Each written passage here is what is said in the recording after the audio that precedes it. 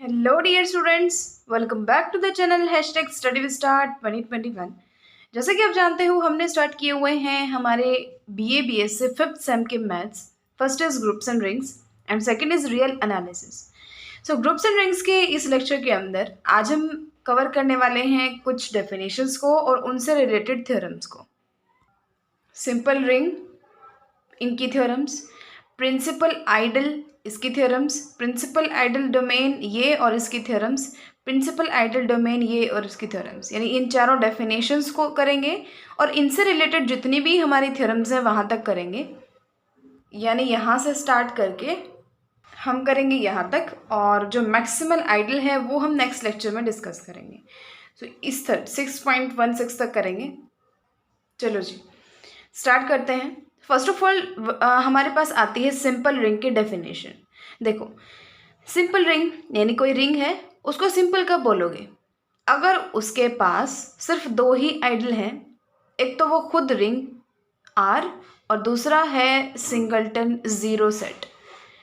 Simple ring मतलब एक ऐसे रिंग, उसको सिंपल रिंग आप कब कहोगे? अगर उसके पास सिर्फ दो ही आइडल हैं, एक तो वो खुद आर और एक सिंगलटन जीरो सेट। नाम से पता चल रहा है ना, वो बिल्कुल सिंपल है, कोई ज़्यादा तामझाम नहीं है। सिर्फ दो ही आइडल है, एक तो वो खुद है और एक सिंगलटन जीरो सेट है, तो उस रिंग को आप बोलोगे सिंपल रिंग।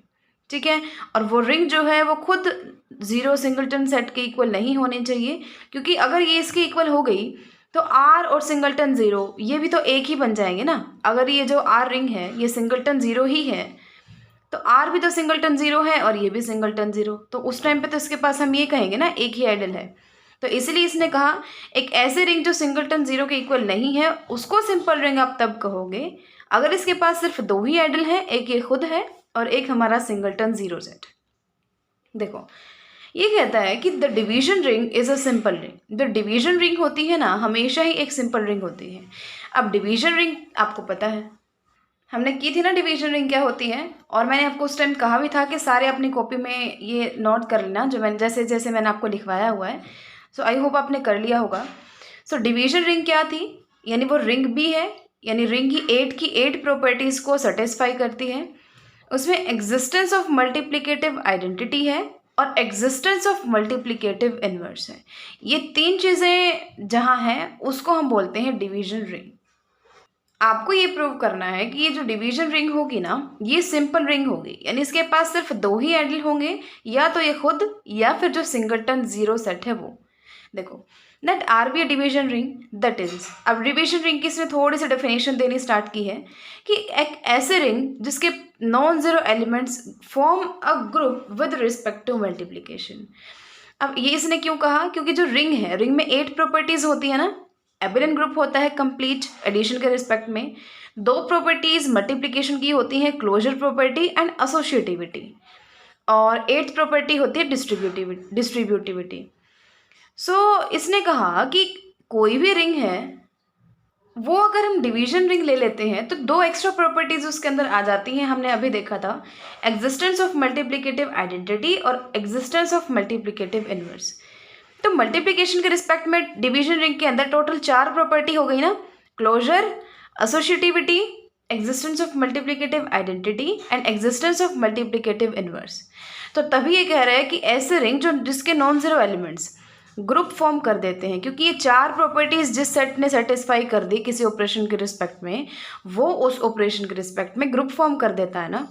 तो तभी इसने कहा डिवीजन रिंग। हमेशा याद रखना कि कोई डिवीजन रिंग क्या होती है, एक ऐसी रिंग होती है जो एडिशन के रिस्पेक्ट में तो एबेलियन ग्रुप फॉर्म करती ही है, क्योंकि वो तो रिंग में ऑलरेडी होती है वो चीज़। तो डिवीजन रिंग बोल दिया तो वो ग्रुप फॉर्म करती है मल्टीप्लिकेशन के रिस्पेक्ट में भी, क्योंकि रिंग की 8 प्रॉपर्टीज़ के अलावा उसमें 2 प्रॉपर्टीज़ और आ जाती हैं, existence of multiplicative identity and existence of multiplicative inverse. अभी तक इसने सिर्फ डिवीजन रिंग ली है, उसको थोड़ा सा एक्सप्लेन किया है। अब हम इस आर का कोई भी आर्बिट्रेरी आइडल ले लेते हैं आर। अब हमें उसको सिंपल रिंग प्रूव करने के लिए क्या प्रूव करना है कि या तो जो ये आइडल है या सिंगलटन जीरो है, या फिर अगर सिंगलटन जीरो नहीं है तो ये आर के इक्वल है। ठीक है, हम मान लेते हैं, सॉरी, अगर फर्स्ट दो कंडीशंस हो सकती हैं, या तो ये सिंगलटन जीरो है या फिर ये सिंगलटन जीरो के इक्वल नहीं है। अगर ये सिंगलटन जीरो के इक्वल हो गया तो थ्योरम हमारी प्रूव हो गई, क्योंकि हमने आइडल लिया था और वो आइडल बन गया सिंगलटन जीरो। तो डेफिनेशन यही कहती है कि उसके जो दो ही आइडल हो, एक आर और एक सिंगलटन जीरो, तो सिंगलटन जीरो बन गया इसका आइडल, तो थ्योरम प्रूव हो गई। अगर ये सिंगलटन जीरो नहीं है तो इसका मतलब क्या है, इसमें जीरो को छोड़ के कोई और एलिमेंट एग्जिस्ट करता है ना, एटलीस्ट वन तो होगा ही होगा। सो हमने मान लिया वो ए है एस के अंदर जो जीरो के इक्वल नहीं है। अब एस आर का सबसेट है। अब एस हमने आइडल लिया है आर का, तो ऑब्वियसली आइडल सबसेट ही तो होता है ना रिंग का। एस आर का सबसेट है। अब ए हमने एस में से लिया था तो ए आर में भी चला गया। अब आर हमने ली थी एक डिवीजन रिंग। डिवीजन रिंग क्या कहती है कि कोई भी एलिमेंट अगर उसके अंदर है तो उसका इन्वर्स मल्टीप्लिकेशन के रिस्पेक्ट में एग्जिस्ट करेगा ना। तो ए आर का एलिमेंट है तो उसका इन्वर्स भी आर में होगा। अब ए एस में है, A belongs to S and A inverse belongs to R. और एस हमने लिया क्या है, आइडल लिया है। आइडल की सेकंड प्रॉपर्टी क्या कहती है, एक एलिमेंट हम उस आइडल के अंदर से लें, दूसरा एलिमेंट हम उस रिंग के अंदर से लें, उनकी मल्टीप्लिकेशन भी उसी आइडल के अंदर आ जाती है। अब ए इनवर्स ए क्या बन गया, one, so one belongs to S. Also R R में बिलोंग करता है और वन अभी ऊपर देखा हमने एस में बिलोंग करता है, और एस आइडल है तो इनकी मल्टीप्लिकेशन भी एस में होगी। तो वन इंटू आर यानी आर एस में हो गया। हमने लिया था आर में से, चला गया किसके अंदर, एस के अंदर, तो आर सबसेट हो गया इसका। लेकिन एस तो सबसेट था आर का, तो इसका मतलब वो उसका सबसेट है और ये इसका सबसेट है, तो दोनों इक्वल हो गए। यानी या तो एस सिंगलटन जीरो है या फिर एस आर है। तो इसका मतलब दो ही आइडल हो सकते हैं, या तो आर हो सकता है या सिंगलटन जीरो हो सकता है। और ऐसे जो रिंग है उसको हम क्या बोलते हैं, सिंपल रिंग। नेक्स्ट थ्योरम है, अगर आर कोई कॉम्यूटेटिव रिंग है और ए आर का एलिमेंट है, आर कॉम्यूटेटिव रिंग है यानी मल्टीप्लिकेशन के रिस्पेक्ट में कॉम्यूटेटिव प्रॉपर्टी को सेटिस्फाई करने वाली रिंग है, यानी 8 प्रॉपर्टीज रिंग की और 9th प्रॉपर्टी हो गई मल्टीप्लिकेशन के रिस्पेक्ट में कॉम्यूटेटिविटी।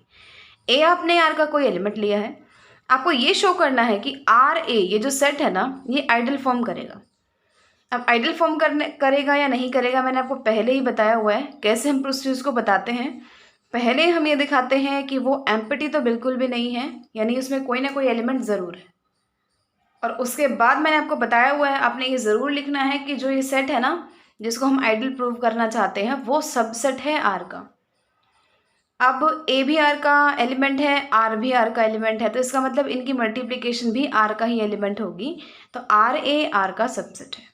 मैंने बताया था आपको कि सब आपको या तो सब फील्ड प्रूव करना है, सॉरी सब रिंग प्रूव करना है या फिर आइडल प्रूव करना है। दो चीज़ें ज़रूरी होती हैं, एक तो उसको नॉन एम्प्टी दिखाना और एक ये दिखाना कि वो उस रिंग का सबसेट है। ये दो चीज़ें दिखा के और उसके बाद जो दो कंडीशंस हैं कि अगर दो उसके अंदर हैं तो जैसे सब रिंग में था ना, उनका डिफरेंस भी उसमें हो, उनकी मल्टीप्लिकेशन भी उसमें हो। ऐसा ही आइडल में होता है, लेकिन आइडल में सेकंड प्रॉपर्टी में एक एलिमेंट रिंग का होता है और दूसरा उस सेट का होता है, जबकि सब रिंग में दोनों ही एलिमेंट उस सेट के थे। बस अब तो हम सिंपल कर लेंगे। इसके दो एलिमेंट लिए आपने एक्स वाई, किस टाइप के होंगे, एक्स होगा R1A, वाई होगा R2A टाइप का। अब R1 R में है, R2 R में है, तो R2 R में है तो माइनस R2 भी R में होगा, क्योंकि एडिशन के रिस्पेक्ट में तो कंप्लीट एबेलियन ग्रुप है ना, तो एग्जिस्टेंस ऑफ एडिटिव आइडेंटिटी भी है। ये एलिमेंट है, ये भी एलिमेंट है, तो उनका एडिशन भी R का एलिमेंट होगा। इसको फिर थोड़ा ओपन कर लो, इनका डिफरेंस किसके अंदर आ गया, R के अंदर, लेकिन हमें RA में चाहिए। तो अगर ये R का एलिमेंट है तो दोनों साइड A से मल्टीप्लाई कर दो, तो ये RA का एलिमेंट हो गया, यानी R1A माइनस R2A RA का एलिमेंट हो गया, यानी X माइनस वाई RA का एलिमेंट हो गया। दो एलिमेंट लिए थे, उनका डिफरेंस RA के अंदर चला गया। अब मल्टीप्लिकेशन दिखानी है आपको, यानी एक एलिमेंट आपने लेना है किसका, RA का, जो कि हमने X लिया है, जो कि इस टाइप का होगा। एक एलिमेंट हमें R का लेना है। अब हमें ये दिखाना है इनकी जो मल्टीप्लिकेशन है ना वो भी किसके अंदर जाएगी, RA के अंदर। अब RX is equal to R और X की वैल्यू रख दी R1A, फिर एसोसिएटिविटी से ब्रैकेट इनके ऊपर थी, हमने इसके ऊपर लगा ली R1A हो गया। लेकिन R और R1 दोनों R के एलिमेंट हैं, तो इनकी मल्टीप्लिकेशन भी R का एलिमेंट है, तो ये R का एलिमेंट है, ये A है, तो ये पूरा एलिमेंट किसका बन गया, RA का ना, है ना। ये किस फॉर्म का है, देखो या फिर आप ये भी कह सकते हो कि R1A बिलोंग्स टू RA। ये तो मैंने अभी आपको बताया, ये R का एलिमेंट है और A इसके साथ मल्टीप्लाई है, तो R1, या फिर बिल्कुल सिंपल वे में ना R1 R का एलिमेंट है, अब दोनों साइड ना A से मल्टीप्लाई कर दो, तो R1A बिलोंग्स टू RA, और इसकी वैल्यू क्या थी, R1A की value X, so RX belongs to RA। एक एलिमेंट हमने X इसका लिया था, एक एलिमेंट इसका लिया था, उनकी मल्टीप्लिकेशन RA के अंदर आ गई, तो सेकेंड प्रॉपर्टी भी सेटिस्फाई हो गई। दूसरी बात, आपको उसको लेफ्ट या राइट आइडल नहीं आइडल दिखाना है, तो इसका मतलब देखो यहाँ पे रिंग का एलिमेंट लेफ्ट में है, तो ये प्रॉपर्टी सेटिस्फाई हो गई, इसका मतलब वो लेफ्ट आइडल तो है ही है। अब हमें राइट आइडल और दिखाना है, क्योंकि हमें इसको आइडल प्रूव करना है। अब जैसा कि ये रिंग कॉम्यूटेटिव है, यानी RX is equal to XR होगा, यानी RX अगर इसमें है और RX इक्वल किसके है, XR के, तो इसका मतलब XR भी RA में है, तो वहाँ से ये राइट आइडल भी हो गया, यानी एट लास्ट ये आइडल बन गया। अब नेक्स्ट देखो, R क्या है, कोई कॉम्यूटेटिव रिंग है, A है जो वो R का कोई एलिमेंट है, आपको ये शो करना है कि AR belongs to AR such that R belongs to R is an ideal. बिल्कुल ऊपर वाला क्वेश्चन है ना, ऊपर था RA, यहाँ AR है, तो बिल्कुल जैसे ऊपर किया था बिल्कुल वैसे ही आपको ये करना है। Let R be a ring with unit element, ring है यानी 8 प्रॉपर्टीज़ को सेटिस्फाई करती है, विद यूनिटी एलिमेंट यानी कि उसके पास मल्टीप्लिकेशन के रिस्पेक्ट में आइडेंटिटी है, such that R has no right ideals, उसके पास कोई भी ऐसा आइडल नहीं है जो राइट आइडल हो, 0 और R को छोड़ के। अब आपको ये प्रूव करना है कि जो R है वो डिवीजन रिंग होगी। अब आपको पता है डिवीजन रिंग में मैंने आपको भी दिखाया था 3 प्रॉपर्टी थी, यानी वो रिंग भी फॉर्म करे, एग्जिस्टेंस ऑफ मल्टीप्लिकेटिव आइडेंटिटी यानी यूनिटी हो, और एग्जिस्टेंस ऑफ मल्टीप्लिकेटिव इनवर्स हो। अब उसने कह दिया कि वो रिंग है विद यूनिटी, यानी यूनिटी तो उसके अंदर है, यानी मल्टीप्लिकेटिव आइडेंटिटी तो उसके अंदर है। डिवीजन रिंग प्रूव करने के लिए आप सिर्फ को एक चीज़ प्रूव करनी है, और वो क्या है, एग्जिस्टेंस ऑफ मल्टीप्लिकेटिव इनवर्स, यानी this is sufficient to show that non zero elements form a group under multiplication, यानी मल्टीप्लिकेशन के रिस्पेक्ट में वो क्या फॉर्म करते हैं, ग्रुप फॉर्म करते हैं। यानी हमारा मेन काम तो बस अब यही होगा, ये प्रूव करना कि हर किसी एलिमेंट का मल्टीप्लिकेटिव इनवर्स एग्जिस्ट करता है। अब देखो जीरो आपने कोई ए आपने कोई नॉन जीरो एलिमेंट ले लिया R का, अब AR आपने सेट मान लिया, अब AR राइट आइडल तो होगा, अभी हमने ऊपर प्रूव किया है यहाँ पे। अब गिवन कंडीशन क्या कहती है कि AR इक्वल टू R और 0, इसने कहा कि R के पास सिर्फ 2 ही आइडल हैं, या तो सिंगलटन 0 या फिर R, और आप बोल रहे हो ये क्या है, एक राइट आइडल है, तो और वो कह रहा है उसके पास सिर्फ 2 ही राइट आइडल हो सकते हैं, या तो सिंगलटन 0 या फिर R, इसका मतलब AR या तो R के इक्वल है या फिर सिंगलटन 0 के इक्वल।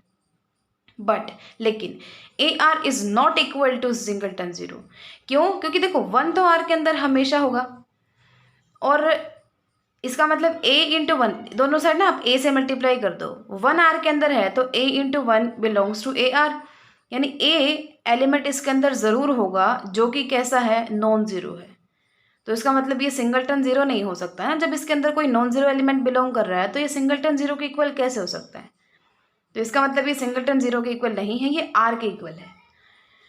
अब R इक्वल टू AR का मतलब समझ गए ना आप, यानी किसी रिंग को हम AR की फॉर्म में लिख पा रहे हैं, इसका मतलब R के हर एलिमेंट को हम क्या कर सकते हैं, इस फॉर्म में लिख सकते हैं, यानी every element of R can be expressed as right multiple of A by some element of R, यानी R के किसी एलिमेंट को अगर हम A से मल्टीप्लाई कर दें तो हम उस फॉर्म में लिख सकते हैं हर किसी R के एलिमेंट को, क्योंकि ये दोनों इक्वल है ना, इसीलिए ये चीज़ समझ आई, AR इक्वल टू R। अब 1 R के अंदर है, क्योंकि इन्होंने बोला है कि उसके पास यूनिटी है यानी मल्टीप्लिकेटिव आइडेंटिटी है। अब 1 R के अंदर है तो इसका मतलब क्या है, कोई ना कोई B एलिमेंट R में ज़रूर एग्जिस्ट करेगा, such that 1 is equal to A into B के इक्वल हो जाएगा। देखो ये चीज़ इसने कैसे लिखी, 1 R का कोई एलिमेंट है, और अभी हमने कहा था पीछे कि AR R के इक्वल है, इसका मतलब R का अगर आप कोई भी एलिमेंट उठा लेते हो ना, तब उसको A के किसी मल्टीपल की फॉर्म में लिख सकते हो, और वो एलिमेंट R में से आना चाहिए। तो ये कह रहा है 1 आर में बिलोंग करता है, तो 1 को मैं लिख सकता हूँ A इंटू बी, जहाँ पे B आर का कोई एलिमेंट है। ठीक है, so 1 is equal to A B. लेकिन ये किसकी डेफिनेशन है? मल्टीप्लिकेटिव इन्वर्स की। दो एलिमेंट्स की मल्टीप्लिकेशन अगर मल्टीप्लिकेटिव आइडेंटिटी के इक्वल आ रही है तो इसका मतलब वो एक दूसरे के इन्वर्स है। इसका मतलब ए का इन्वर्स कौन है? बी है।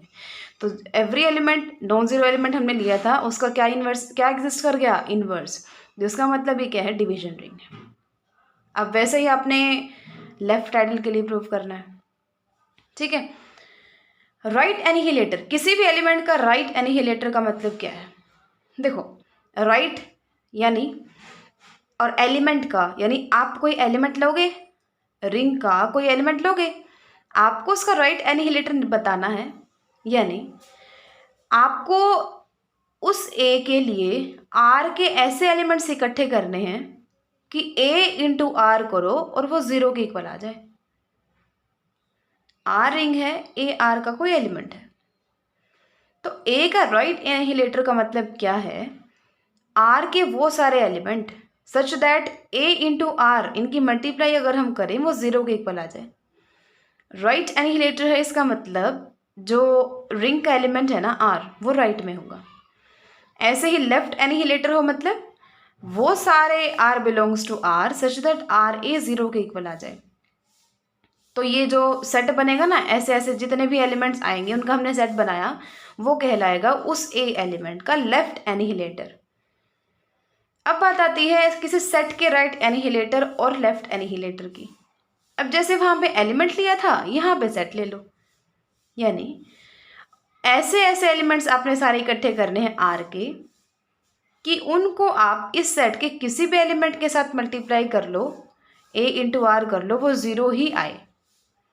वहां पे ये था उस एलिमेंट के साथ मल्टीप्लाई करो 0 आए, यहाँ पे ये है कि इस सेट के हर एलिमेंट के साथ मल्टीप्लाई करो और 0 आ जाए। ऐसे ऐसे रिंग के एलिमेंट्स बनाएंगे राइट एनिहिलेटर, और वो अगर रिंग का एलिमेंट लेफ्ट में है तो लेफ्ट एनिहिलेटर। आई होप आपको समझ आ गया है। अब हम चलते हैं हमारे प्रिंसिपल आइडल के ऊपर। प्रिंसिपल आइडल में देखो, आर कोई रिंग है। देखो, ज़्यादा डीप जाने की ज़रूरत है ही नहीं, बिल्कुल सिंपल सी चीज़ है। नाम से ही पता चल रहा है ना, प्रिंसिपल आइडल यानी किसी टाइप का आइडल है। अब प्रिंसिपल आइडल का मतलब क्या है? अब आइडल ले लिया पहले तो, यानी पहले हम रिंग लेंगे और उसका एक आइडल बताएंगे कि आर मान लो कोई रिंग है और एस मान लो कोई उस रिंग का आइडल है। तो उस आइडल को आप प्रिंसिपल आइडल कब कहोगे? अगर वो किसी सिंगल एलिमेंट से जनरेट होता है, बस। If S is generated by a single element of R, यानी सिंगल एलिमेंट से जनरेट होने वाले आइडल को हम प्रिंसिपल आइडल कहते हैं। यानी if there exist an element A, कोई एक एलिमेंट ऐसा एग्जिस्ट कर जाए कि उस आइडल के अंदर सारे के सारे ए के ही मल्टीपल हो, यानी वो सेट ए से जनरेट हो रहा हो। ठीक है, हमने साइक्लिक ग्रुप पढ़ा था ना। साइक्लिक ग्रुप क्या होता है? एक ऐसा ग्रुप जो किसी सिंगल एलिमेंट से जनरेट होता है। वही काम प्रिंसिपल आइडल का है, यानी ऐसा आइडल जो किसी सिंगल एलिमेंट से जनरेट हो रहा है और वो एलिमेंट आर का होगा, रिंग का, तो हम उसको प्रिंसिपल आइडल बोलेंगे। अब इन्होंने कुछ एग्जाम्पल्स भी दिए हुए हैं कि जैसे ए आर है, इसमें किस टाइप के एलिमेंट आएंगे? ए आर टाइप के। यानी इस सेट के अंदर सारे ए के ही तो मल्टीपल हैं, यानी ए से ही तो जनरेट हो रहे हैं सारे के सारे एलिमेंट। तो ये सेट कैसा है? प्रिंसिपल राइट आइडल है। ऐसे ही ये प्रिंसिपल लेफ्ट आइडल है। जहाँ प्रिंसिपल आ जाए ना, बस उसका मतलब ये समझ लेना कि वो किसी सिंगल एलिमेंट से जनरेट होगा। जैसे ए से हो रहा है और जैसे यहाँ पे भी वो ए से हो रहा है। राइट आइडल क्यों लगाया? क्योंकि रिंग का एलिमेंट राइट में है। लेफ्ट आइडल क्यों बोला? क्योंकि रिंग का एलिमेंट लेफ्ट में है, और ये आइडल तो फॉर्म करता ही है। तो तीनों चीज़ों का अपना डिफरेंट डिफरेंट मीनिंग है। और ये जो सेट है ये क्या बन जाएगा? Principal ideal. ना लेफ्ट ना राइट, इनका एडिशन कर दो, ये कैसा बन जाएगा? Principal idol. किससे जनरेट हो रहा है? ए से। ठीक है, अब देखो जी, यूनिटी आइडल और जीरो आइडल, ये हम पहले कर भी चुके हैं। देखो, नाम से पता चल रहा है, पहली बात हमने ये पढ़ लिया ना, प्रिंसिपल आइडल क्या होता है, यानी ऐसा आइडल जो किसी सिंगल एलिमेंट से जनरेट हो रहा है। अब यूनिटी आइडल का मतलब क्या है? जो यूनिट से जनरेट हो रहा है। यानी उस आइडल के जो मल्टीप्लिकेटिव आइडेंटिटी होगा ना, जो ऑलमोस्ट वन ही होती है, तो उससे जनरेट होने वाले आइडल को हम यूनिटी आइडल बोलेंगे। यानी वो जो सिंगल एलिमेंट है ना, वो अगर यूनिटी ही है यानी मल्टीप्लिकेटिव आइडेंटिटी है, तो वो आइडल यूनिट आइडल होगा। एंड जीरो आइडल यानी ऐसा आइडल जो जीरो से जनरेट हो रहा है। बिल्कुल सिंपल है। If R is a ring with unity element, अब यूनिटी एलिमेंट से जनरेट हो रहा है तो उस रिंग में यूनिटी एलिमेंट होना तो चाहिए ना। तो ऐसा प्रिंसिपल आइडल जो इस ई से यानी इस यूनिटी एलिमेंट से जनरेट हो रहा है वो यूनिट आइडल है। और एक ऐसी रिंग जिसमें यूनिट एलिमेंट है, तो उस आइडल को हम प्रिंसिपल आइडल कब सॉरी जीरो आइडल क्या होता है, वो प्रिंसिपल आइडल जो जीरो से जनरेट हो रहा हो। क्योंकि प्रिंसिपल आइडल हम कहते हैं ना जो किसी सिंगल एलिमेंट से जनरेट हो, तो यूनिट एलिमेंट उसी का एक टाइप है, यानी वो सिंगल एलिमेंट अगर यूनिटी है, और जीरो आइडल भी उसका ही एक टाइप है, यानी वो सिंगल एलिमेंट अगर जीरो है। अब देखो, हम कहते हैं आर क्या है, कोई कॉम्यूटेटिव रिंग है विद यूनिटी, और ए और बी आर के कोई नॉन जीरो एलिमेंट्स हैं, यानी इनमें से कोई भी जीरो नहीं है और दोनों आर के एलिमेंट हैं। तो एक ऐसा सेट जो ए से जनरेट हो रहा है इज इक्वल टू एक ऐसा सेट जो बी से जनरेट हो रहा है। ये दोनों इक्वल होंगे if and only if A and B are associates. और दूसरी बात, ए और बी ये जो इन्होंने इस टाइप से शो किया हुआ है ना, वैसे तो हम इनको साइक्लिक ग्रुप मान के चलते हैं, लेकिन इस केस में इस चैप्टर के अंदर हम इसने कहा ना पीछे, हम इसको इस टाइप से डिनोट करेंगे, इस टाइप से। तो कहीं भी अगर इस चैप्टर के अंदर सिक्स चैप्टर के अंदर ऐसा कुछ दिखे तो इसका मतलब क्या है, वो प्रिंसिपल आइडल है। यानी ऐसा प्रिंसिपल आइडल जो ए से जनरेट हो रहा है, और ऐसा प्रिंसिपल आइडल जो बी से जनरेट हो रहा है। ये दोनों इक्वल कब होंगे, if and only if A and B are associates. Associates का मतलब पता क्या होता है, हम उन दोनों को एक दूसरे की मल्टीपल में लिख सकते हैं। ठीक है, जैसे देखो इन्होंने इस चीज़ की डेफिनेशन भी दी है। आर अगर कोई कॉम्यूटेटिव रिंग है विद यूनिटी, तो कोई दो एलिमेंट एसोसिएट कब होंगे, अगर ए को आप यू इंटू बी लिख सकते हो, ए और बी यूनिट एसोसिएट कब होंगे, अगर आप उन दोनों को मल्टीपल की फॉर्म में लिख सकते हो, यानी A is equal to U B for some unit U in R. एक चीज़ में आपको बहुत इंपॉर्टेंट है, अभी बता देती हूँ ताकि आगे आपको प्रॉब्लम ना आए। यूनिटी और यूनिट बहुत अलग अलग चीज़ें हैं। यूनिटी का मतलब क्या होता है, मल्टीप्लिकेटिव आइडेंटिटी, जो मैंने आपको बताया है, और मल्टीप्लिकेशन के केस में वो हमेशा वन होता है, ये हमें पता है। यूनिट का मतलब क्या होता है, एक ऐसा एलिमेंट जिसका मल्टीप्लिकेटिव इन्वर्स एग्जिस्ट करता है। ये चीज़ हमेशा ध्यान रखना, यूनिटी और यूनिट अलग अलग चीज़ें हैं। यूनिटी यानी मल्टीप्लिकेटिव आइडेंटिटी, और यूनिट का मतलब क्या है, एक ऐसा एलिमेंट जिसका मल्टीप्लिकेटिव इन्वर्स एग्जिस्ट करता है। और तभी ये कह रहा है कि ये जो यू एलिमेंट है ना, जिसके मल्टीपल की फॉर्म में लिख रहे हो, उसका इन्वर्स एग्जिस्ट करना चाहिए। क्यों? क्योंकि अगर आप ए को यू भी लिख सकते हो, तो बी को भी तो आप ए के मल्टीपल में लिख पाओ ना, इसीलिए तो ए यू बी है, तो यू इन्वर्स से दोनों साइड मल्टीप्लाई कर दो, तो U inverse into A is equal to B हो जाएगा ना।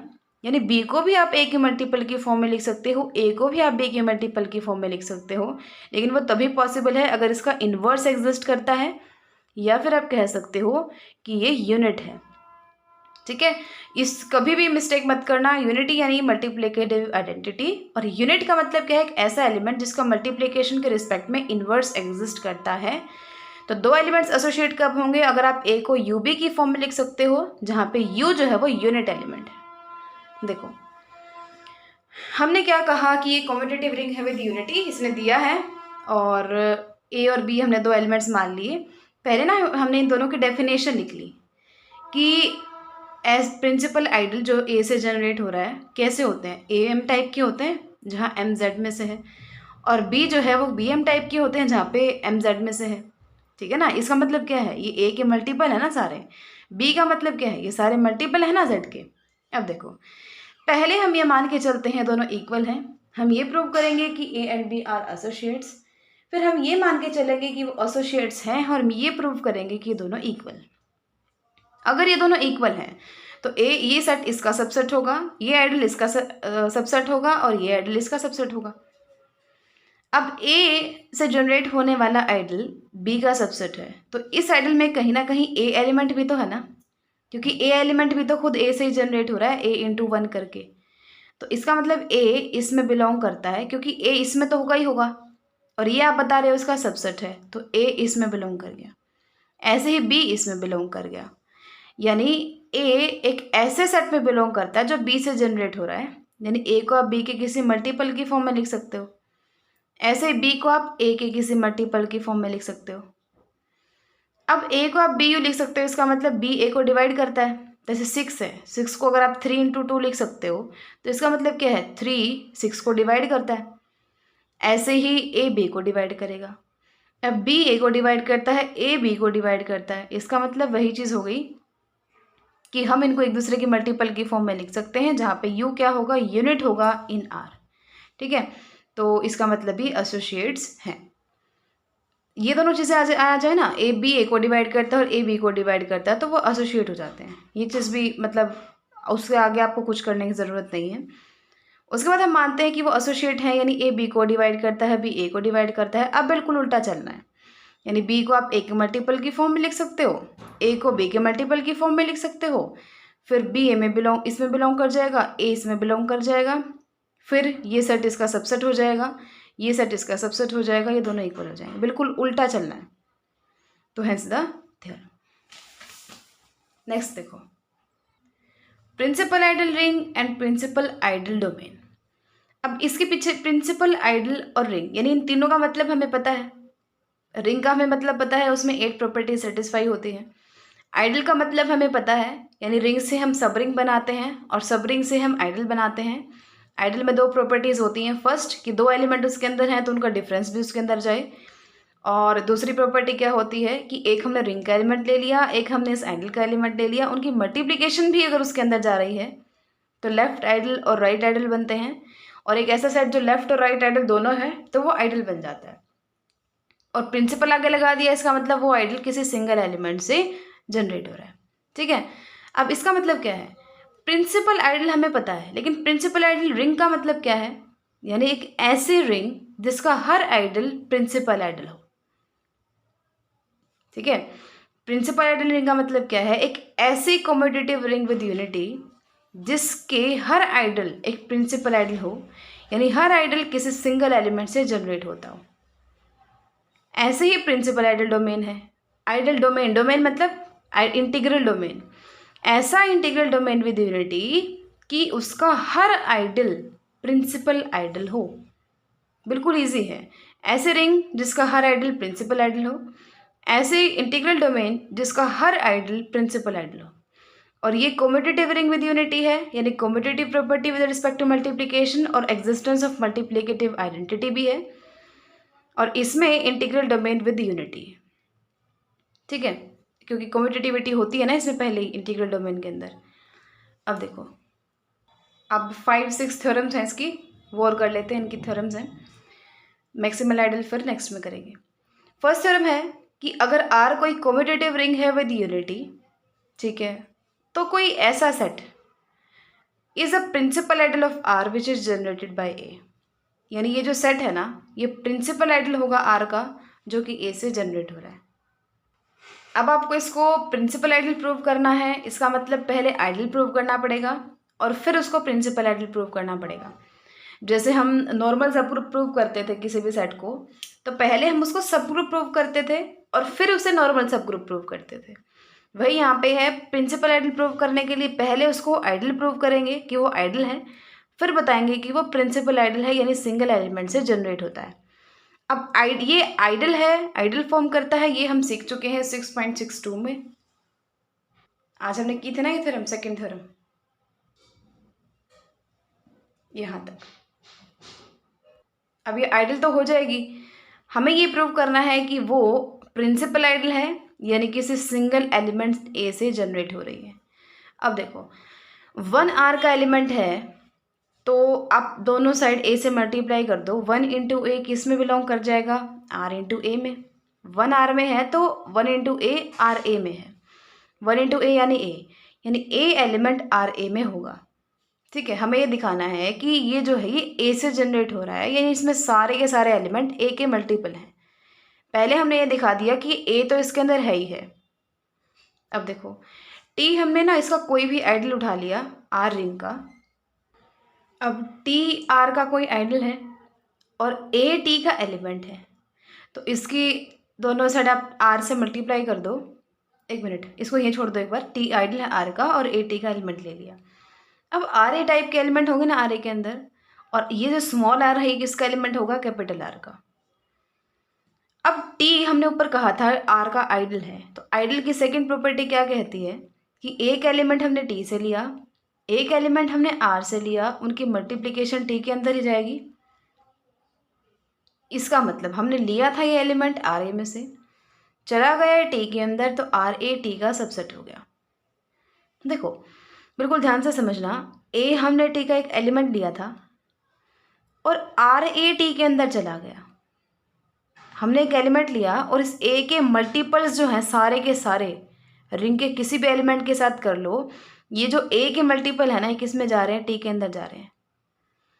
और आर ए जो हमें प्रिंसिपल आइडल प्रूव करना है वो टी का सबसेट है, और टी में क्या जा रहे हैं? ए के मल्टीपल। जब टी में ही ए के सारे मल्टीपल जा रहे हैं और आर ए टी का सबसेट है, तो इसमें भी तो सारे ए के ही मल्टीपल्स जाएंगे ना। तो इसका मतलब जो आर ए है वो प्रिंसिपल आइडल है, यानी वो आइडल है जो कि प्रिंसिपल आइडल है, यानी सिंगल एलिमेंट ए से जनरेट हो रहा है। कैसे पता चला? हमने ए टी का कोई एलिमेंट लिया था, हमें लास्ट में ये पता चल गया कि आर ए टाइप के एलिमेंट सारे के सारे टी के अंदर हैं, तो इसका मतलब टी के अंदर ए के मल्टीपल हैं और आर ए टी का सबसेट है, तो आर ए के अंदर भी तो सारे ए के मल्टीपल होंगे, यानी वो ए से जनरेट होगा। यही हमें प्रूव करना था। नेक्स्ट थ्योरम कहती है आर कोई कॉम्पिटिटिव रिंग है और एस अगर उसका कोई आइडल है। ये कॉम्पिटिटिव रिंग है, एस उसका आइडल है। अगर ए आप आइडल में से एलिमेंट ले लेते हो such that S belongs to S implies S is equal to R A for some R belongs to R. देखो ए तो आपने एस का एलिमेंट फिक्स कर लिया, ले लिया बस। सच दैट कि अगर आप एस में से कोई भी एलिमेंट लो उसको आप आर ए की फॉर्म में लिख पाओ। ए कौन है? एस का ही एक एलिमेंट है और आर क्या है? एक रिंग का एलिमेंट है। एस के हर एलिमेंट को आप आर ए की फॉर्म में लिख पा रहे हो, तो आपको ये दिखाना है कि एस प्रिंसिपल आइडल है आर का which is generated by A. Principal ideal है, यानी पहले आपको ये प्रूव करना है कि देखो वो आइडल होगा, और दूसरा आपको ये प्रूव करना है कि वो प्रिंसिपल आइडल होगा। लेकिन जैसा कि इन्होंने यहाँ पे दे दिया है कि एस आइडल है, तो इसीलिए आपको ऊपर इन्होंने दिया था सेट, इसको सेट बोला था, इसीलिए हमने आइडल प्रूव किया और फिर प्रिंसिपल आइडल प्रूव किया। लेकिन यहाँ पे इन्होंने सेट नहीं दिया, आइडल ही दे दिया, तो डायरेक्टली हम प्रिंसिपल आइडल ही प्रूव करेंगे। हमें ये प्रूव करना है कि ऐसा सेट जिसके हर एलिमेंट को हम आर ए की फॉर्म में लिख सकते हैं वो प्रिंसिपल आइडल है, यानी वो इस ए से ही जनरेट हो रहा है। देखने से तो लग ही रहा है ना कि हर एलिमेंट को आप आर ए की फॉर्म में लिख पा रहे हो, यानी ए के सारे मल्टीपल ही है ना इसके अंदर, तो एस ए से जनरेट हो रहा है। अब इसको प्रूव कैसे करेंगे वो देखो। एस हमारा कोई आइडल है, ए एलिमेंट है उसके अंदर। अब मान लेते हैं कि टी जो है आर का कोई दूसरा आइडल है जो कि ए को कंटेन करता है। अब आपको ये प्रूव करना है ना कि एस जो है वो प्रिंसिपल आइडल है, तो हमें सिर्फ ये दिखाना सफिशिएंट है कि एस टी का सबसेट है। क्यों? जैसे हमने ऊपर किया था, आर ए को हमें प्रिंसिपल आइडल दिखाना था, टी हमने कोई और आइडल मान लिया था और आर ए को टी का सबसेट दिखा दिया था। अब ए में सारे ए के मल्टीपल टी में जा रहे थे, तो इसके अंदर भी चले गए थे, तो ये प्रिंसिपल आइडल बन गया था। वैसे हम यहाँ पे करेंगे, एस हमें आइडल प्रूव करना है ना, प्रिंसिपल आइडल, हम टी को ये दूसरा आइडल मान लेंगे और फिर ये प्रूव कर देंगे कि एस टी का सबसेट है। उसके लिए क्या प्रूव करोगे? एस से कोई एलिमेंट मान के चलोगे, उसको टी में प्रूव करोगे। अब एस अगर एस का एलिमेंट है, हमने ऊपर देखा कि एस हर एलिमेंट को हम आर ए की फॉर्म में लिख सकते हैं, तो S is equal to R A. अब आर आर का एलिमेंट है, ए टी का एलिमेंट है और टी एक आइडल है, तो सेकंड प्रॉपर्टी से आर इंटू ए भी तो टी में चला गया। लेकिन आर ए किसके इक्वल है, एस के इक्वल है। तो एस किस में चला गया, टी के अंदर। लिया था एस से, चला गया टी के अंदर, तो एस किसका सबसेट हो गया, टी का। तो जैसे ऊपर वाले थ्योरम में हमने ये चीज़ प्रूव की थी कि प्रिंसिपल आइडल है, वैसे ही जैसे कि एस सब टी का सबसेट हो गया है, तो एस क्या बन गया है, प्रिंसिपल आइडल, जो कि ए से जनरेट हो रहा है। थोड़ा सा डिफरेंस है, कुछ खास नहीं है। जिसको प्रूव करना है आइडल, उससे दूसरा हम एक आइडल मानेंगे जो ए को कंटेन करता है, और फिर हम जो हमें प्रूव करना है उस आइडल को उस टी का सबसेट दिखा देंगे, इसमें भी और इसमें भी। नेक्स्ट थ्योरम है, the ring of integers is a principal ideal ring. Almost हर ईयर ये थ्योरम एग्जाम में आती है, तो बिल्कुल अच्छे से करेंगे। रिंग ऑफ इंटीजर्स को, यानी इंटीजर्स का हमने सेट लिया, वो रिंग बनाता है, यानी एडिशन के रिस्पेक्ट में पूरा एबेलियन ग्रुप है। दो प्रॉपर्टी उसके अंदर मल्टीप्लिकेशन की है, क्लोजर और एसोसिएटिविटी और डिस्ट्रीब्यूटिव लॉ। इन 8 प्रॉपर्टीज को सेटिस्फाई करता है इंटीजर्स का सेट, इसलिए हम उसको बोलते हैं रिंग ऑफ इंटीजर्स। और कुछ नहीं है, बस सिर्फ सेट है इंटीजर्स का। ये प्रूव करना है आपको कि वो प्रिंसिपल आइडियल रिंग है, यानी रिंग तो है, इन्होंने दे दिया, हमें इसको प्रिंसिपल आइडियल रिंग प्रूव करना है, यानी इस सेट का हर आइडल कैसा है, प्रिंसिपल आइडल है। अब ये रिंग है और हम एस कोई उसका आइडल मान लेंगे, हमें ये प्रूव करना है कि वही एस प्रिंसिपल आइडल होगा, ठीक है। यानी कोई भी आर्बिट्रेरी आइडल मान लिया ना हमने एस, और उसी को अगर हमने प्रिंसिपल आइडल प्रूव कर दिया, तो इसका मतलब उसका हर एलिमेंट क्या है, सॉरी हर आइडल क्या है, प्रिंसिपल आइडल। तो वो क्या बन जाएगा, प्रिंसिपल आइडल रिंग बन जाएगा। देखो अब एस क्या है, हमने इसका कोई आइडल मानना है। अब वही दो चीज़ें हो सकती हैं, या तो वो सिंगलटन जीरो के इक्वल है, या फिर वो सिंगलटन जीरो के इक्वल नहीं है। अगर वो सिंगलटन जीरो हो गया तो ऑब्वियसली वो प्रिंसिपल आइडल हो जाएगा, ठीक है, क्योंकि ये भी तो सिंगल एलिमेंट जीरो से ही जनरेट हो रहा है ना। अब अगर वो सिंगलटन जीरो के इक्वल नहीं है, इसका मतलब उसमें कोई नॉन जीरो एलिमेंट ए होगा। अब जैसा कि एस प्लस इज अ सब ग्रुप ऑफ जेड, जेड क्या है, सेट ऑफ इंटीजर्स, जो एस हमने लिया है, आइडल लिया है, वो सब ग्रुप तो फॉर्म करेगा ही करेगा ना। देखो ये हमने किया था कि पहले कोई सेट रिंग होता है, फिर हम सब रिंग बनाते हैं, और फिर हम आइडल बनाते हैं। यानी जो आइडल है ना, वो रिंग भी है, सब रिंग भी है, उसके बाद वो आइडल है। अब रिंग है, इसका मतलब जो एडिशन है, एडिशन के रिस्पेक्ट में तो वो ग्रुप फॉर्म करता है ना, ठीक है। और जो सेट ऑफ इंटीजर्स है उसका सबसेट तो ये है ही है, क्योंकि रिंग का सबसेट कौन होता है, सब रिंग होता है, ठीक है। और फिर सब रिंग को ही आगे हम आइडल बनाते हैं। तो सिंपल से बात इसने ये कही है कि जैसा कि आइडल पहले रिंग था, तो इसीलिए जो आइडल है ना, ये एडिशन के रिस्पेक्ट में ग्रुप तो फॉर्म करेगा ही करेगा। और दूसरी चीज़, रिंग का सबसेट हमने लिया होता है और फिर हम उसको सब रिंग बनाते हैं, और उसी सब रिंग को आगे हम आइडल बनाते हैं। इसका मतलब ये आइडल है ना, ये रिंग का सबसेट भी होता है। तो सबसेट भी और ग्रुप भी, तो क्या बन गया, सब ग्रुप। तो जो एस है ना, एडिशन के रिस्पेक्ट में जेड का क्या बनाता है, सब ग्रुप, सबसेट भी है और ग्रुप भी है। एडिशन की बात हो रही है यहाँ पे। अब इसका मतलब क्या है, ए आपने एस का कोई एलिमेंट लिया तो उसका नेगेटिव यानी एडिटिव इनवर्स भी एस में एग्जिस्ट कर जाएगा, क्योंकि ग्रुप है, यानी एग्जिस्टेंस ऑफ एडिटिव इनवर्स भी है। अब this implies that S contains at least one positive integer. इसका मतलब क्या है, कोई भी एलिमेंट ए है और उसका नेगेटिव भी उसके अंदर है, तो उन दोनों में से कोई एक ना एक तो पॉजिटिव होगा ना। जैसे ये 1 है तो ये -1 हो जाएगा, ये -1 है तो ये 1 हो जाएगा, यानी एक ना एक तो पॉजिटिव है ही है। So S contains at least one positive integer. अब वही इसका रीज़न दे दिया इसने कि जैसा कि ये नॉन ज़ीरो है, तो एक को तो पॉजिटिव होना ही होना पड़ेगा और दूसरे को नेगेटिव होना पड़ेगा। अब हमने क्या किया, एस पॉजिटिव सारे पॉजिटिव इंटीजर्स का सेट बना लिया, वो सारे S such that S is a positive integer, क्योंकि एस में से कोई भी एलिमेंट ले लो, हर किसी का एक नेगेटिव एग्जिस्ट करता है ना। और इसका मतलब कुछ पॉजिटिव होंगे, कुछ नेगेटिव होंगे। हमने इनके पॉजिटिव को उठा के और एस पॉजिटिव एक सेट बना लिया। अब ये क्या है, सेट है पॉजिटिव एलिमेंट्स का, पॉजिटिव इंटीजर है, यानी कि सारे के सारे पॉजिटिव ही मेंबर होंगे इसके अंदर। अब जितने भी पॉजिटिव एलिमेंट हैं उनमें से छोटा कोई ना कोई नंबर तो होता ही है ना, तो इसका मतलब हमने मान लिया बी ऐसा एलिमेंट है जो लीस्ट है इन सब में से। अब हम ये क्लेम करते हैं कि जो एस हमने लिया था ना, आइडल लिया था, वो इस बी, इस लीस्ट एलिमेंट से क्या होता है, जनरेट होता है। स्टार्टिंग हमने ऐसे की थी, उसका कोई भी आइडल एस लिया था, या तो वो सिंगलटन जीरो है या वो सिंगलटन जीरो नहीं है। अगर वो सिंगलटन जीरो है तो ऑब्वियसली वो प्रिंसिपल आइडल है। अगर वो सिंगलटन जीरो के इक्वल नहीं है तो उसमें कोई a non zero element exist करेगा। अब जैसा कि ये सब ग्रुप है तो ए है उसके अंदर, तो माइनस ए भी होगा। अब इनमें से कोई एक पॉजिटिव ज़रूर होगा, और ऐसे ही हर एलिमेंट के लिए होगा। तो हमने पॉजिटिव पॉजिटिव को उठा के उनका एक एस पॉजिटिव सेट बना लिया। अब इसमें सारे के सारे पॉजिटिव एलिमेंट हैं, तो हर जितने भी पॉजिटिव नंबर होते हैं उनमें से कोई ना कोई लीस्ट तो होता ही है, छोटे से छोटा। वो हमने मान लिया बी। हम ये क्लेम करते हैं कि जो वो आइडल है ना, वो इस बी एलिमेंट से जनरेट होता है। देखो, उसके लिए हमने इसका कोई एलिमेंट मान लिया एस।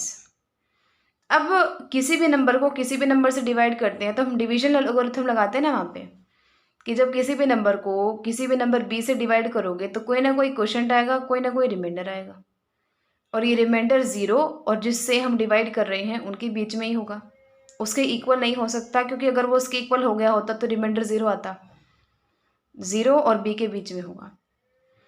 अब बी एस में है और क्यू हमने जेड में से लिया है, तो बी क्यू एस में चला गया, क्योंकि एस क्या है, एक आइडल है। तो सेकंड प्रॉपर्टी से बी क्यू किसके अंदर चला गया, एस के अंदर। अब एस एस में है और बी क्यू अभी हमने कहा एस में है। अब एस अभी ऊपर देखा था हमने, वो सब ग्रुप फॉर्म करता है, यानी उसमें एग्जिस्टेंस ऑफ एडिटिव आइडेंटिटी है। बी क्यू है तो माइनस बी क्यू भी होगा। ये दोनों एस के एलिमेंट हैं तो उनका एडिशन भी एस में होगा, closure property with respect to addition से। ये क्या बन गया, एस माइनस बी क्यू।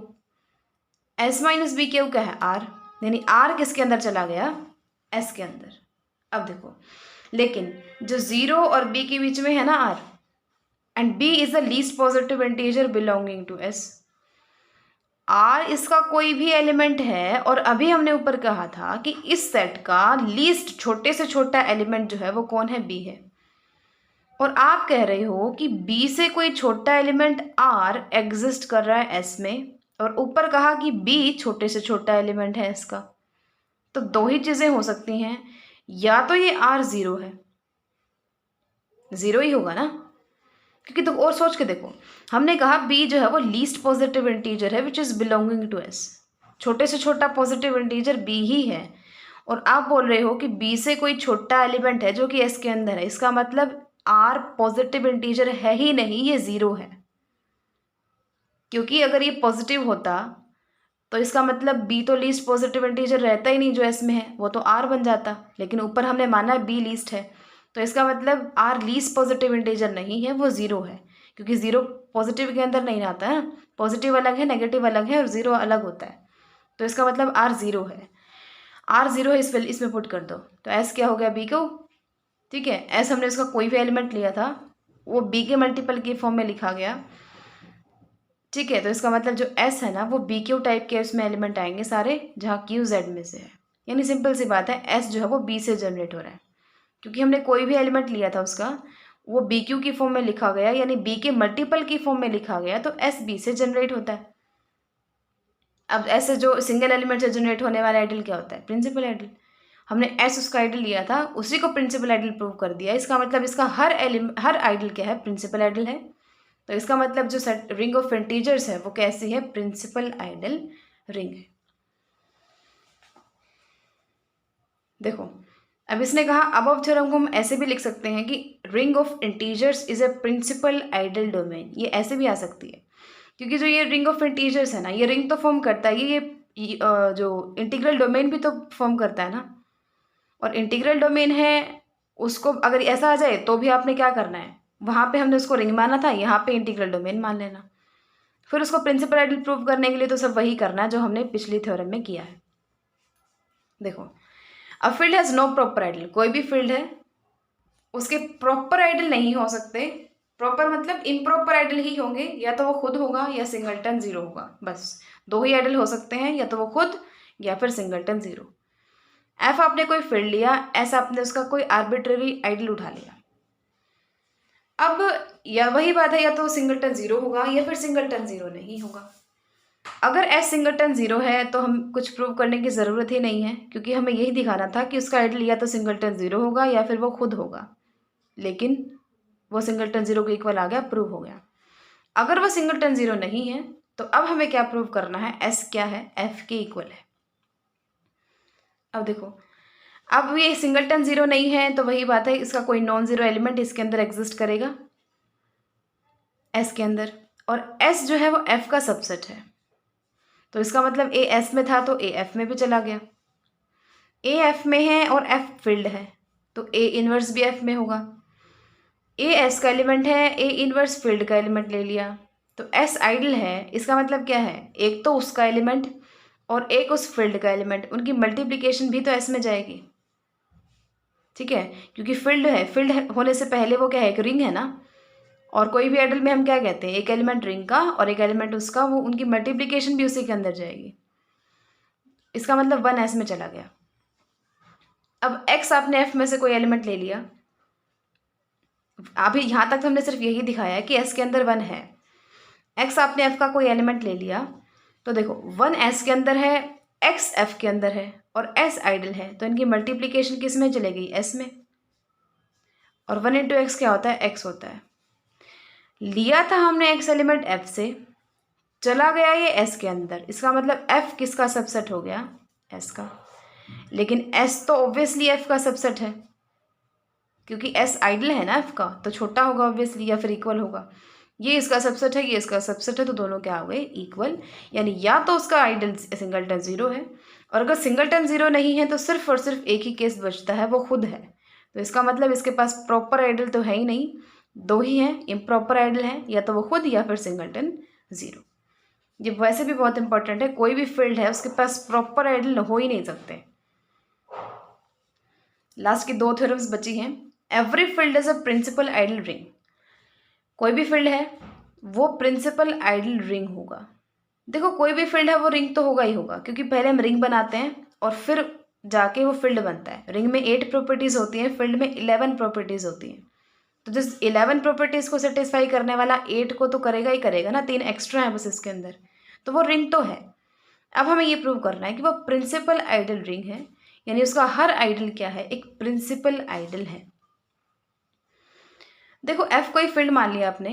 अब हमें ये तो पता है कि इसके सिर्फ दो ही आइडल हो सकते हैं, या तो नल आइडल यानी ज़ीरो, सिंगलटन ज़ीरो, या फिर वो खुद। अभी हमने ऊपर यही प्रूव किया है यहाँ तक। अब जैसा कि जो नल आइडल है ये 0 से जनरेट हो रहा है, और जो यूनिट आइडल एफ है ये 1 से जनरेट हो रहा है। देखो, हमने कहा हमें ये प्रूव करना है कि ये जो फील्ड है ना, इसके जितने भी आइडल होंगे ना वो प्रिंसिपल आइडल होंगे, यानी सिंगल एलिमेंट से जनरेट होंगे। अब इसके दो ही आइडल हो सकते हैं, एक तो ये और एक ये 0 से जनरेट होता है, ये 1 से जनरेट होता है। बस यही तो हमने प्रूव करना था कि इसके जितने भी आइडल होंगे वो प्रिंसिपल आइडल होंगे, यानी किसी सिंगल एलिमेंट से जनरेट होंगे। तो इसका मतलब every field is a principal ideal ring. Last theorem देखो, आर अगर कोई कॉम्पिटिटिव रिंग है with unity, if R has no proper ideals, यानी सिर्फ और सिर्फ दो ही आइडल हैं, सिंगलटन ज़ीरो और आर, तो आर जो है वो फील्ड होगा। देखो, बहुत इंपॉर्टेंट रिजल्ट है ये। अगर वो फील्ड है तो हम डायरेक्टली कह सकते हैं कि उसके पास कोई प्रॉपर आइडल नहीं होगा। लेकिन अगर हमें उल्टा कहना है कि कोई भी रिंग है उसके पास कोई प्रॉपर आइडल नहीं है, तो वो फील्ड कब होगा, अगर वो ring competitive ring with unity है, सिर्फ तभी। सिर्फ रिंग से काम नहीं चलेगा, कॉम्पिटिटिव रिंग विद यूनिटी है, यानी कॉम्पिटिटिविटी प्रॉपर्टी को सेटिस्फाई करती है विद रिस्पेक्ट टू मल्टीप्लिकेशन, और यूनिटी है यानी मल्टीप्लिकेटिव इनवर्स है। ये दो चीज़ें हैं और प्रॉपर आइडल नहीं है, तो हम कह सकते हैं वो फील्ड है। लेकिन अगर फील्ड है तो हम डायरेक्टली कह सकते हैं उसके पास कोई प्रॉपर आइडल नहीं होगा। अब ये कोई कॉम्पिटिटिव रिंग है with unity element such that only ideals of R are 0 and R. ठीक है, देखो हमें ये प्रूव करना है आर फील्ड होगा। अब फील्ड प्रूव करने के लिए आपको क्या प्रूव करना है, देखो फील्ड में 11 प्रॉपर्टीज़ होती हैं, रिंग में होती है 8, तो कॉम्पिटिटिविटी और ऐड हो गई, 9 हो गई। यूनिटी यानी एग्जिस्टेंस ऑफ मल्टीप्लिकेटिव आइडेंटिटी हो गई, कितनी हो गई, 10। सिर्फ एक बची है, कौन सी, फील्ड प्रूव करने के लिए एग्जिस्टेंस ऑफ मल्टीप्लिकेटिव इनवर्स। तो सिर्फ ये प्रूव करना है आपको कि हर नॉन ज़ीरो एलिमेंट का मल्टीप्लिकेटिव इन्वर्स एग्जिस्ट करता है, तो वो क्या बन जाएगा, फील्ड। देखो, उसके लिए आपको इसका कोई एलिमेंट तो मानना पड़ेगा और ये प्रूव कर दो कि उसका इन्वर्स एग्जिस्ट करता है। इसका मतलब हर किसी का एग्जिस्ट करता है। ए आपने इसका कोई नॉन ज़ीरो एलिमेंट लिया। अब देखो, आर ए जो है वो आर का आइडल होगा, ये हमने किया है, आज थ्योरम की है। और ये भी हमने किया है कि आर ए ज़ीरो और आर, क्योंकि इसने दिया है ये कि इसके पास कोई प्रॉपर आइडल नहीं है और हम मान रहे हैं कि आर ए इसका कोई आइडल है, तो इसका मतलब या तो ये सिंगलटन ज़ीरो है या फिर ये आर है। लेकिन ये सिंगलटन ज़ीरो हो नहीं सकता क्योंकि वन आर के अंदर है, दोनों साइड ए के मल्टीप्लाई कर दो, ए आर ए के अंदर चला गया। यानी जब इसमें कोई नॉन ज़ीरो एलिमेंट एग्जिस्ट कर ही रहा है तो ये सिंगलटन ज़ीरो के इक्वल कैसे हो सकता है सेट? तो इसके इक्वल तो है नहीं, इसका मतलब आर ए किसके इक्वल है, आर के। ये थ्योरम हमने अभी की थी ना, ये चीज़ हमने की हुई है कि आर ए आर के इक्वल है, इसका मतलब आर के आप हर एलिमेंट को आर ए इस टाइप की फॉर्म में लिख सकते हो। अब वन आर का एक एलिमेंट है तो इसका मतलब वन को बी इंटू ए समथिंग लिख सकते हो, ठीक है, जहाँ पे बी आर का एलिमेंट होगा, यानी b a equal to one. R commutative है यानी b a into a b equal to one हो जाएगा। लेकिन ये डेफिनेशन किसकी होती है, एग्जिस्टेंस ऑफ मल्टीप्लिकेटिव इन्वर्स की। यानी ए का इन्वर्स बी है, बी का इन्वर्स ए है, तो हमने ए इसका एक एलिमेंट लिया था, उसका इन्वर्स बी अपने आप एग्जिस्ट कर गया और कॉम्पिटिटिव रिंग विद यूनिटी वो है ही है। तो इसका मतलब सारी की सारी प्रॉपर्टी सेटिस्फाई हो गई 11 की 11, और आर ने क्या बना दिया, एक फील्ड बना दिया। ठीक है, सबसे पहले हमें ये तो पता चल गया, हमें सिर्फ एक ही चीज़ प्रूव करनी है कि उसके हर नॉन ज़ीरो एलिमेंट का मल्टीप्लिकेटिव इन्वर्स एग्जिस्ट करता है। अब हमने ए उसका कोई एलिमेंट लिया, उससे एक आइडल बनाया। अब इसने बोला हुआ है उसके पास सिर्फ दो ही आइडल हो सकते हैं, या तो ये या ये। तो इसका मतलब या तो ये इसके इक्वल है या इसके इक्वल है। इसके इक्वल नहीं हो नहीं सकता क्योंकि इसके अंदर कोई नॉन ज़ीरो एलिमेंट एग्जिस्ट कर रहा है, तो इसका मतलब ये आर के इक्वल है। इसका मतलब आर के हर एलिमेंट को हम बी इंटू ए की फॉर्म में लिख सकते हैं, जहाँ बी आर का एलिमेंट है। कॉम्पिटिटिव है तो b a equal to A b होगा, यानी b a equal to A b equal to one, यानी ए का इन्वर्स कौन आ गया, बी। कोई एलिमेंट लिया था हमने आर्बिट्रेरी, उसी का इन्वर्स एग्जिस्ट कर गया, तो इसका मतलब इसने क्या बना दिया, फील्ड बना दिया। मैक्सिमल आइडल हम नेक्स्ट वीडियो में करेंगे। तब तक कोई भी डाउट है तो आप कमेंट सेक्शन में कमेंट करके और पूछ सकते हैं। So keep learning and thanks for watching.